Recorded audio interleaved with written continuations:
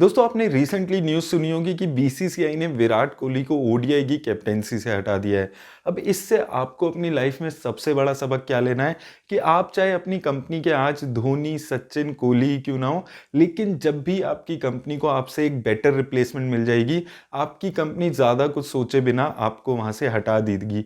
तो उस टाइम के लिए आप चाहे आज किसी भी कंपनी में किसी भी पोजीशन में हैं, अपनी सैलरी का एक हिस्सा आपको हर वक्त बचाना है। क्योंकि जब ऐसा कोई वक्त आएगा जब आपकी कंपनी आपको रिप्लेस कर देगी, तो जो आपने पैसा बचाया हुआ है वो पैसा ही आपको बचाएगा। और पैसा बचाकर आपको क्या करना है, उस बचाए हुए पैसे को आपको आगे इन्वेस्ट करना है। और दोस्तों इन्वेस्ट करने के दो तरीके होते हैं। एक तो ट्रेडिशनल तरीका होता है जिसके बारे में हम कई बार बात कर चुके हैं कि जो भी पैसा आपने बचाया है अपने रिस्क प्रोफाइल के हिसाब से आपको डाइवर्सिफाई करके म्यूचुअल फंड्स में इन्वेस्ट करना है। आज मैं दूसरे तरीके के बारे में बात करने वाला हूं कि जो भी पैसा आप म्यूचुअल फंड्स में लगाना चाहते हैं, मान लीजिए आप 10,000 रुपये म्यूचुअल फंड्स में लगाना चाहते हैं, उसमें से 10% पैसा आप थोड़ा सा ज़्यादा रिस्क लेकर फ्यूचर के जो सेक्टर्स हैं उसमें लगाएं। अब दोस्तों अगर हम फ्यूचर के सेक्टर्स पे बात करते हैं तो बहुत सारे सेक्टर्स पे बात होती है, ईवी, रिन्यूएबल एनर्जी, और लेकिन दोस्तों जो एक सेक्टर पिछले कई सालों से बहुत अच्छा परफॉर्म कर रहा है और आने वाले 15-20 सालों में भी परफॉर्म करने वाला है, वो है टेक्नोलॉजी सेक्टर। टेक्नोलॉजी सेक्टर मुझे लगता है किसी को भी डाउट नहीं होगा कि जैसे जैसे हम आगे बढ़ रहे हैं, टेक्नोलॉजी की हमारी ज़िंदगी में बहुत ज़्यादा अहमियत बढ़ रही है और टेक्नोलॉजी सेक्टर में काम करने वाली कंपनीज के लगातार प्रॉफिट भी ग्रो हो रहे हैं। तो आपको ये जो बचाया हुआ आपने 10% अलग किया है पैसा, उसको आज ये जो दो फंड्स मैं बताने वाला हूँ उनमें आप लगा सकते हैं। ये दो मैं टेक्नोलॉजी सेक्टर के फंड्स आज आपको बताने वाला हूँ और इन दोनों ही फंड्स ने पिछले कई सालों में 25% से ज़्यादा की रिटर्न आपको जनरेट करके दी है। तो अगर आप सिर्फ 1,000 रुपए की एसआईपी इनमें लगाएंगे और ये 30 सालों तक अगर आप लगाते हैं तो आप देखिए यहाँ पर कितनी ज़्यादा वेल्थ आप जनरेट कर सकते हैं। 8 करोड़ के आसपास आप यहाँ पर वेल्थ जनरेट कर सकते हैं। और मान लीजिए ये बेट आपकी चलती नहीं है तो 30 सालों में आपका नुकसान कितना है, सिर्फ 3.5 लाख रुपए का। तो ये आपको यहां पर करना है। तो ये दो फंड्स जिस पे आज मैं बात करूंगा, ये दोनों ही फंड्स टेक्नोलॉजी सेक्टर के हैं। एक फंड इंडियन कंपनीज में पैसा लगाता है और दूसरा फंड बाहर की कंपनीज में। तो आइए दोस्तों अब ये दोनों फंड्स को हम डिटेल में देख लेते हैं। तो दोस्तों पहला फंड जिस पे हम बात करने वाले हैं वो है आईसीआईसीआई प्रूडेंशियल टेक्नोलॉजी फंड। ये एक टेक्नोलॉजी सेक्टर का फंड है जो मेजरली अपना सारा पैसा टेक्नोलॉजी सेक्टर्स की इंडियन कंपनीज में लगा रहा है।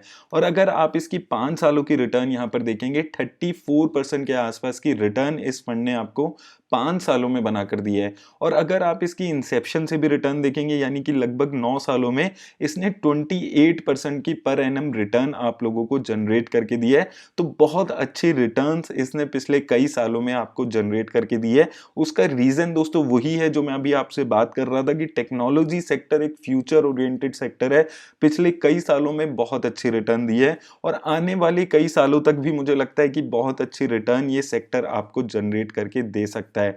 अब अगर हम इसके पोर्टफोलियो पे सबसे पहले यहां पर बात कर लें तो जैसे मैंने आपको बताया था आईटी सेक्टर में मेजरली ये पैसा लगा रहा है। 81% के आसपास पैसा ये आईटी सेक्टर में लगा रहा है। वहीं 5% पैसा ये टेलीकॉम सर्विसेज में भी लगा रहा है और उसके अलावा मिसलेनियस यहाँ पर 10-15% पैसा ये लगा रहा है। तो मेजरली आईटी सेक्टर में ही यहाँ पर डोमिनेशन इसका रहता है।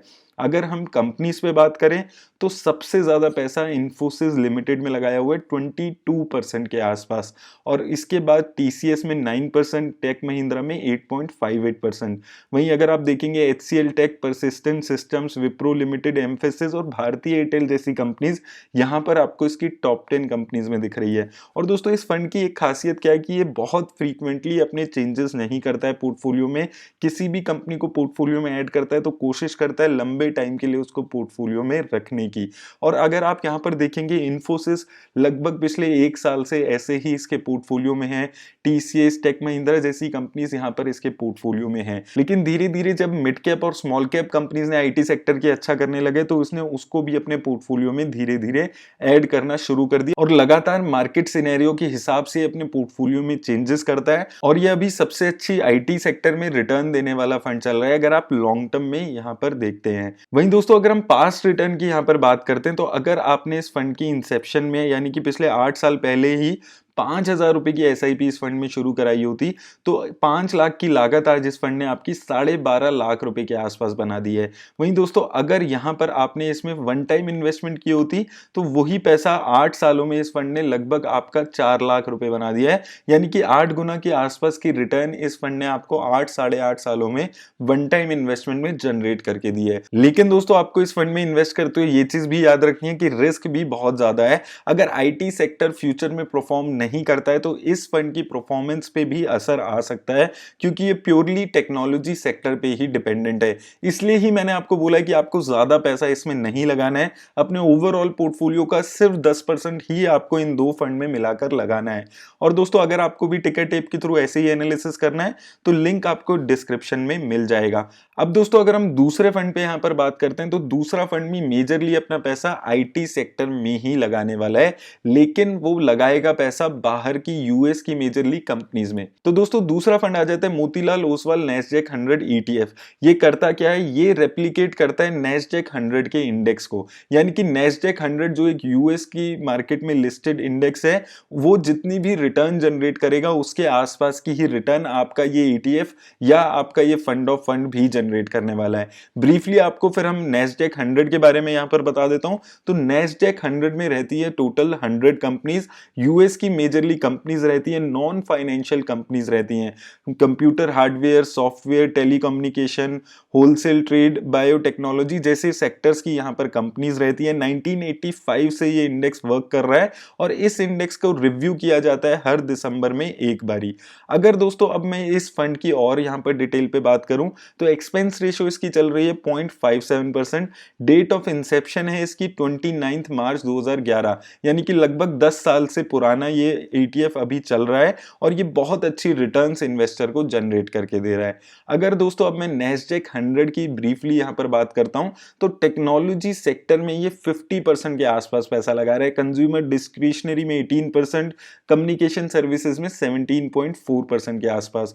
उसके अलावा हेल्थ केयर, इंडस्ट्रियल और कंज्यूमर स्टेपल जैसे सेक्टर्स में भी ये थोड़ा बहुत एलोकेशन यहां पर करके चल रहा है।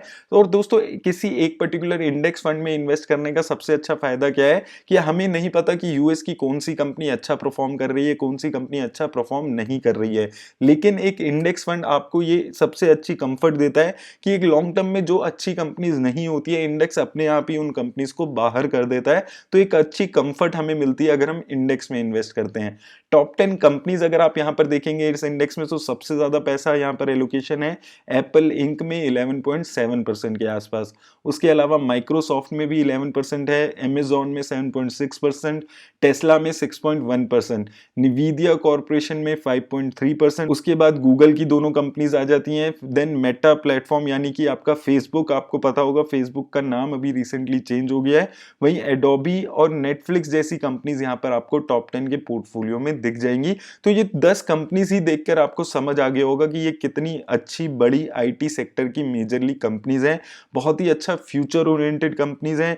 यहाँ पर ईवी की बहुत बड़ी कंपनी टेस्ला भी आपको मिल जाती है। तो एक बहुत अच्छा फॉरेन कंपनीज का पोर्टफोलियो यहाँ पर आपको मिल जाता है अगर आप नेस्डेक 100 के इंडेक्स फंड में इन्वेस्ट करते हैं।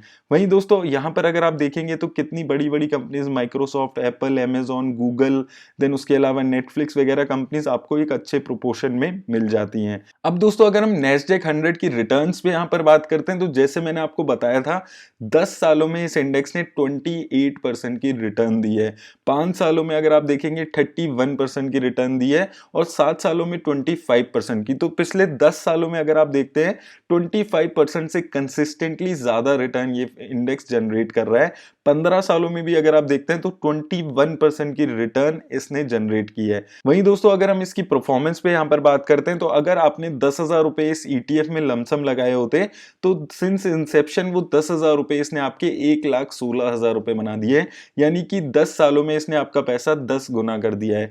5 सालों में अगर आप देखेंगे तो वो 10,000 रुपए इसने आपके 36,000 बना दिए हैं, यानी कि 350% के आसपास की एब्सोल्यूट टर्म्स में रिटर्न इसने दी है। एसआईपी परफॉर्मेंस की अगर हम बात कर लेते हैं, तो अगर आपने यहां पर एसआईपी शुरू कराई होती 1 साल पहले इसमें 10,000 रुपए से, तो वो आपके 1,20,000 इसने आपके 1,45,000 बना दिए हैं।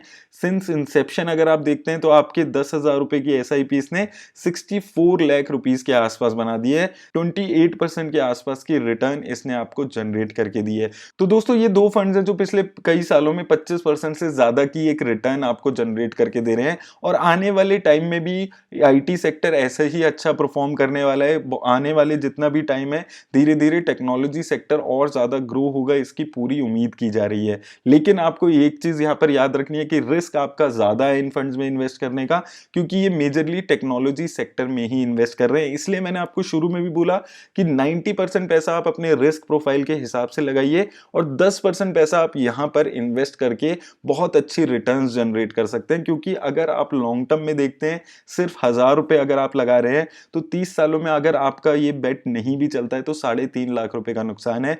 प्रॉफिट आपने यहां पर देख लिया, आप 8 करोड़ रुपीस तक भी जनरेट कर सकते हैं। लेकिन दोस्तों रिस्क इसमें फिर भी इन्वॉल्व है, तो आप अपने रिस्क प्रोफाइल के हिसाब से अपने फाइनेंशियल एडवाइजर से बात करके ही इसमें इन्वेस्ट करें। उम्मीद करता हूं दोस्तों इस वीडियो से आपको हेल्प मिली होगी। अगर ये वीडियो अच्छी लगी है तो इसे लाइक और शेयर जरूर कर दें। धन्यवाद।